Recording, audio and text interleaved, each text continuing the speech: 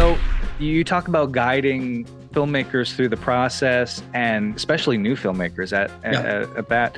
What makes for the smoothest post-production process? What do you look for in a producer or filmmaker that's a sign this is going to be a smooth process versus a more challenging one? Yeah, it's hard because when everyone decides that they're going to make a movie, it's the most exciting thing in the world. Like, for real. And I agree. I still believe that. And so you have this group of people, they're like, we're making a movie. And maybe they didn't get all the funding, right? But they're close enough. This happens a lot.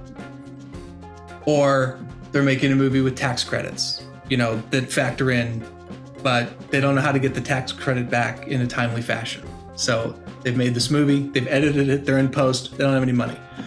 So it's really, and then obviously every single production in the world dips into their post-production budget to pay for production. It just happens. And that's it. So there's two types. There's the client that knows what post costs, and then there's obviously the ones that don't. And so for the ones that know, it's a little easier because you can be like, okay, they come in, you give them a bid, and they're like, okay, I can't do all this stuff, but we'll make some concessions, or we'll do part of the work, and then when the movie sells, we'll come back and we'll finish some stuff up. And then I've had, it's hard because like there's a little bit of guessing game that goes on when you talk to somebody for the first time, and someone will say, oh, I'm going to send over a movie, I want you to see it, and then I'll watch it, and they'll be like, well, what do you think the budget is? And I tell them like, oh, we could do post for this, and they go, well, that's what we shot the whole movie for. And I'm like, yeah, like I had a feeling. Mm-hmm. It's the other half of it. Yeah. And it's like, but sometimes, as you guys have probably seen, budget, like if it's good, if really good people are making a movie, the budget doesn't matter.